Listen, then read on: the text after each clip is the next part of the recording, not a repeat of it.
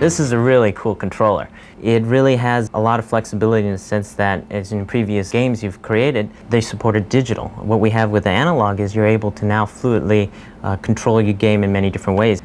We're starting off in digital mode, and as you see, I'm accelerating, and every bit of turning, I'm actually hitting my directional button. And then when I brake suddenly. As I start in analog, I have a finer control of my driving.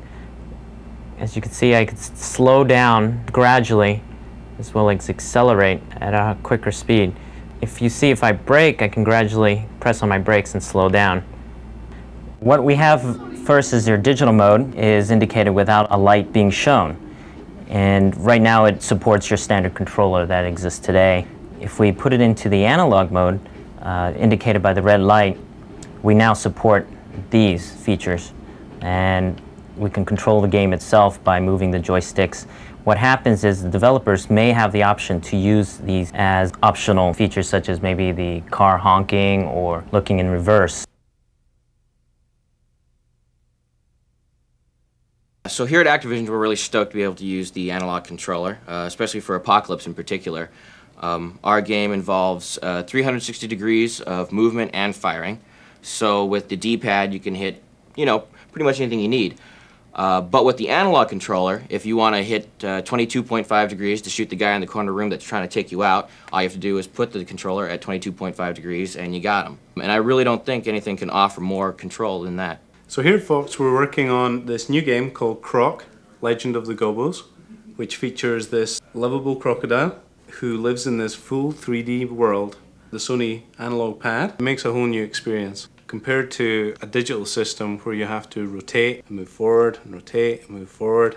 But once we switch in the analog system, you're just moving really fluidly. In Crash Bandicoot 2, we are using all of the analog joystick capabilities. If you want to walk slowly, you just push the joystick a little bit.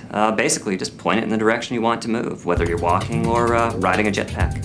I'm really excited to be able to bring this to PlayStation owners throughout the world. What they'll find is that the PlayStation is just as capable of doing free-roaming, dynamic 3D games as any other hardware system. At Shiny, we've been waiting for years for a new input device to be made. But Sony, by making this dual analog controller, have really made a huge difference to the feel of the games. Last month on Underground, I was playing Porsche Challenge. I played it using my normal joypad at home, and then Sony sent me one of these in the mail, so I plugged it in, and my first go, I got like 5 or 6 times farther in the game on my first try. And it was simply because you can set the angle of the wheels of the car, just like you're driving a real car, by the pitch of the little sticks here.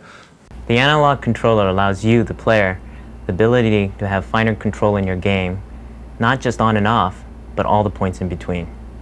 Yeah, what I'm really excited about is that we can do this on Sony. We don't have to go do it on Nintendo, but I probably shouldn't say that.